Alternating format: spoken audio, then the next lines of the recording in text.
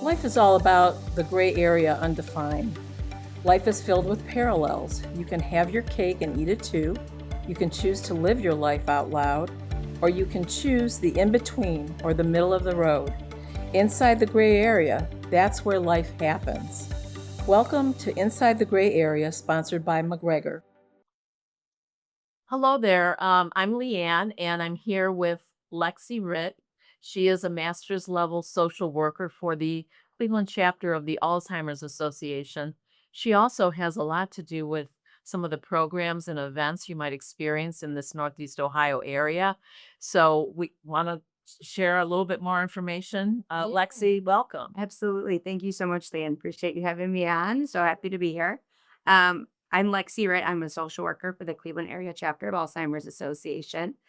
We offer free care and support services for caregivers and those in the early stage of disease themselves, support groups, education programs, one-to-one care coaching, and kind of have my hands in it and lots of pots over there. So, just excited to be here and chat. Sure. Yeah.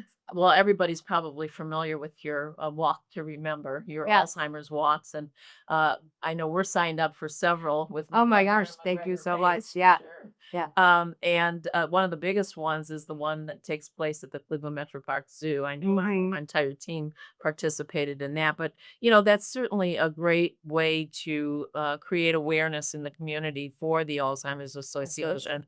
And here at McGregor, we deal with so many individuals and family members who have, those challenges Mhm. and something that we need to think about. But, people often ask, is there any way to dissuade the onset of Alzheimer's disease?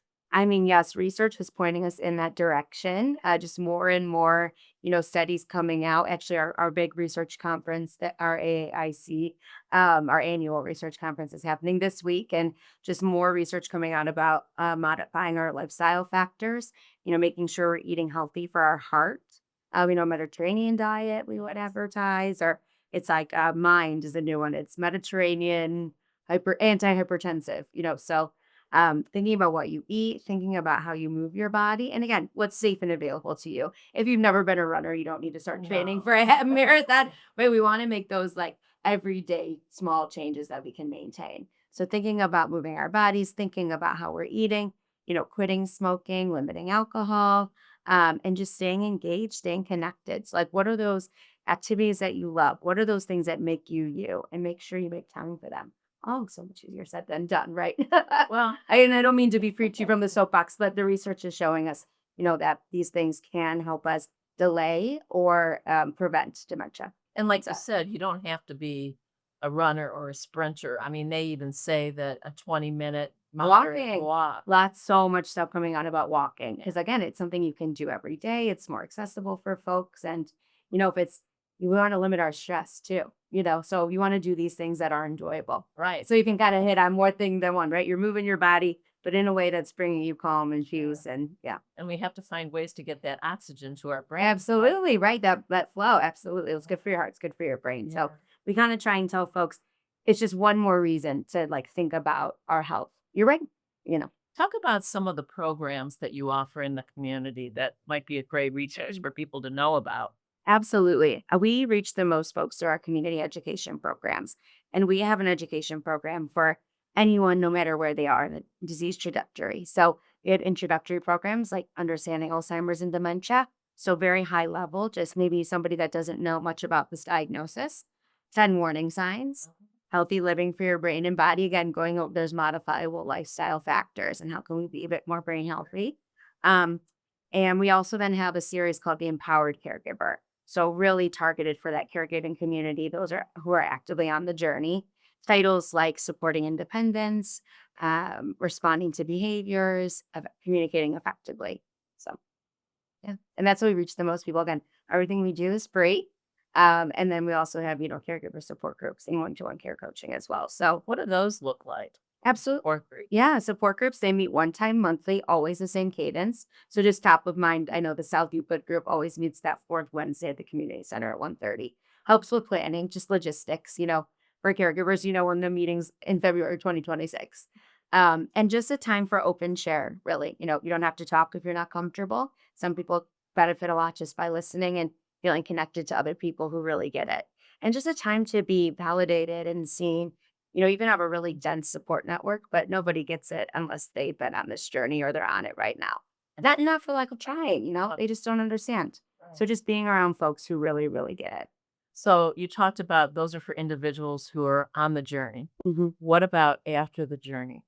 Do you do anything with those individuals who maybe are dealing with some of the grief from it? Absolutely. Well, yeah. So I mean, living grief is such a huge, Well, I imagine that is too. right, Yeah. right. So talking about grief a lot, losing your loved one in front of and you, even though they're still here. And then after your loved one has passed, we're always available for those conversations. But we're mostly hooking folks up with grief and bereavement services in the community. So we do look at ourselves as a connector to other resources. We don't offer everything we can't, but we're connected to folks that offer fantastic services. Well, and I'm sure you work with a lot of other organizations, that might have some reciprocal. Oh, absolutely. Who Absolutely. who might that be? We were well, and kind of across the spectrum, right? We don't do a lot of social engagement. Like we don't do memory cafes. Right. So we're connected with different organizations running memory cafes, different hospices that are offering bereavement services. So just depends because we're in 5 counties. So it really just depends what geographic area we're talking about. And Right. and we do maintain with AARP a community resource finder. So we call it the community resource finder. It's just communityresourcefinder.org. So that's where you can find a lot of like third party referrals. Sure. So if you're looking for from anything from, long-term care in-home agencies, different medical providers, just search by your geographic area. Well, and we're home to the Cleveland VA, Yes, and I know our veterans are yeah, really important to us as well. absolutely. Any A great partner. particular, yeah, I was going to say any particular programs related to our veterans?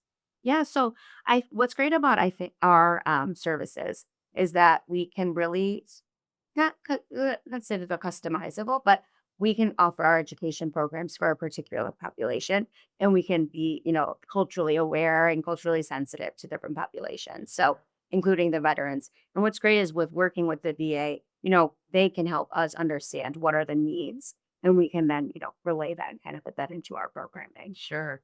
And the other thing I think that's really stressful for a lot of families is that family caregiver. For Ne- example, here at McGregor, we do offer vacation suites or Mhm. respite stays. Oh, amazing. Because sometimes the caregiver just needs a break, or maybe, Mhm. they're going out of town to visit family that they haven't seen in months, or Need a a wedding procedure, or something like like that. that. Yeah, yeah. So, how do you work with those situations? Yeah. So again, is we have that community resource finder. So for some folks, who have, the resources, they can have in-home help, paid support. So we can help folks, just find an agency servicing your geographic area. Again, we don't make like referrals because we don't want to look like we're endorsing one thing over another. So we maintain that platform where folks can find services in their area. We're also connected to, we refer folks to uh, Western Reserve Area on Aging, to JFSA. We have some respite dollars ourselves. So just connecting folks to different scholarships or grant opportunities for that in-home support because you're right, everybody needs a break. And for some folks, it's, they might have people around them who've offered help, but they don't want to ask for it. So, it's having that conversation of you deserve this, you need this, Yeah. and almost kind of role playing like, who can you ask? How do you ask? And just reminding folks you need this for your health. You need this to keep showing up for your loved one. And so how can we, maximize your own support system? Yeah. Yeah. And sometimes it's a situation where it's a gradual onset, but other Mhm. times it's pretty rapid onset. So, Yeah, different know. for everybody just based on different comorbidities or falls or yeah, absolutely. so it's important to have those connections. And have that plan in place because you can be in a really nice like people say, I'm kind of in a holding pattern, things are okay, we're managing. But so it's a dizzying dance. You don't want to go down the rabbit hole because not all these things are happening tomorrow, but you don't want to be caught unprepared. I think one of the things to kind of dispel, if you will, Mhm. is that, if you have dementia, it's going to get worse. or one of the dementias, of which Alzheimer's is a dementia. Mhm. So I think people have it reversed. The Alzheimer's they think is the umbrella and dementias underneath. Yes, really the dementias. And then the different diseases underneath that. Mhm. But a lot of people think that it's always going to get worse, and we've seen some situations where somebody reaches that plateau and never Yeah, changes. as there's research that, most folks spend years in that kind of mid stage, right? So symptoms you can see, Sure. but still, able to be independent in certain ways and be active and be engaged and stay connected. Yeah. So it's different for everybody. And, with new medications and just what we know now about lifestyle factors, people can maintain, for periods of time. Right here for everybody for sure. And we sometimes call that pleasantly confused Yeah. because Yeah. that's really all it is. And then, sometimes we've had people come and they want to get a test to see if they have that diagnosis, but not realizing that maybe sometimes stress can present itself. No, absolutely, absolutely, and that's what we tell folks, in our 10 warning signs, or just when we're talking with folks, and there's age-related changes that you do expect to see in your vision and your energy levels, in your memory, but that aren't dementia, right? But dementia is not normal aging, and it is affecting your daily life. But just because you're seeing some of these signs doesn't mean it's dementia. It could be stress. It could be, high blood pressure. It could be UTI. I'm just It could be medications interacting with each other poorly. So you just, write down kind of what you're experiencing and, get to your doctor and let them know what's going on. don't assume. Don't assume. Yeah, absolutely. Right. Mhm. What else should we know about the Alzheimer's Association here in Cleveland? Just that there is support for you. If you have questions, if you have concerns about your memory, concerned about a loved one's memory, reach out. If you're caring for, your loved one is on hospice, your late stage, you have services for you. So just feel free to reach out to us. We're here for you. You're not alone. Well, thanks for being here. today. Absolutely. Thank you so much for having me. Thank you. Thank you for joining Inside the Gray Area. We're here to answer all your questions and share some interesting insights. I'm Leanne O'Brien. We look forward to seeing you next time, and be sure to follow us on social media and our YouTube channel.